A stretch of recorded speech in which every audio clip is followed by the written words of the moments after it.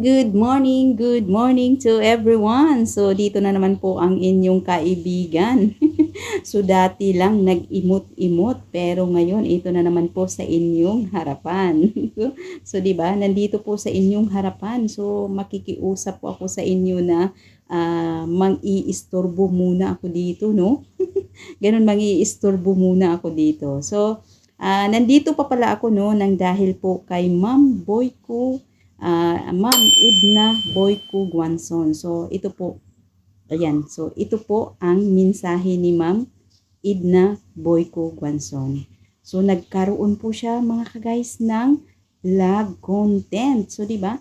Nagkaroon po siya ng vlog content. So, ito lang po ang masasabi ko sa inyo, ma'am. So, ito po, para po to sa inyo, ang video na ito. Ginagawa ko po talaga ito para sa inyong video na ito. So, di ba? So, kailangan mo pong panuorin para po hindi kayo mahihirapan at sundan nyo po ang aking video para po mas mabilis as maiintindihan mo kapag once na nasundan mo ang aking video na ito.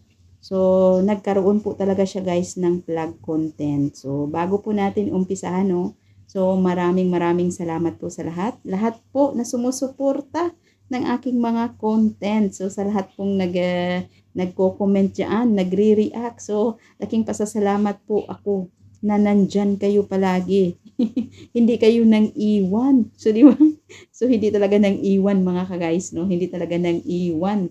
So, nandyan kayo palaging sumusuporta. So, kahit po nagkaroon po ako ng restriction ng ating in-stream ads, pero okay lang po.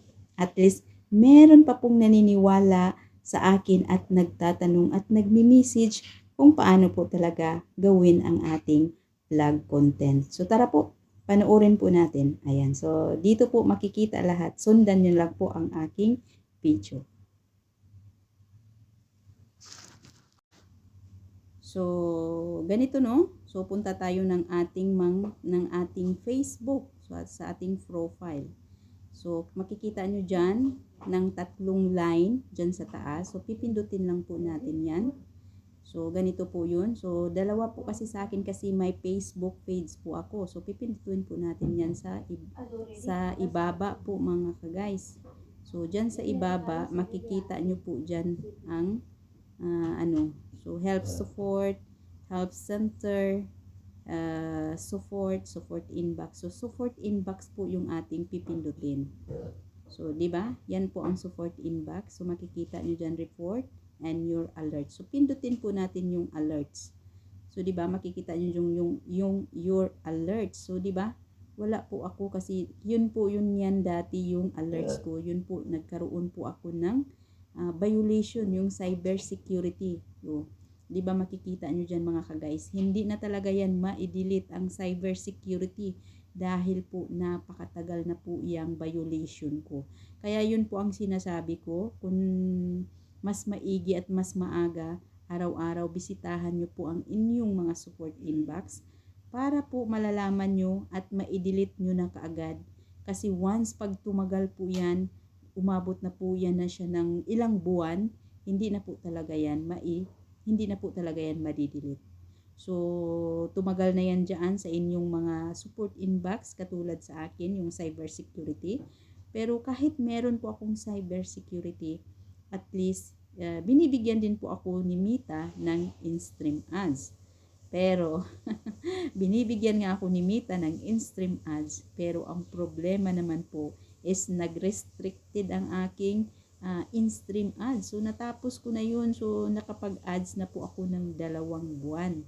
Pero, kinuha po yun ni Mita, ni-restrict po yun ni Mita dahil po ineligible country po dito sa Qatar. So, yun lang po ang masasabi ko.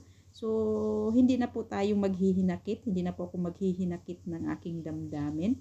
Dahil chinek ko po yung community standard. So, nagkamali po talaga ako. Kasi wala po talaga ang country na Qatar.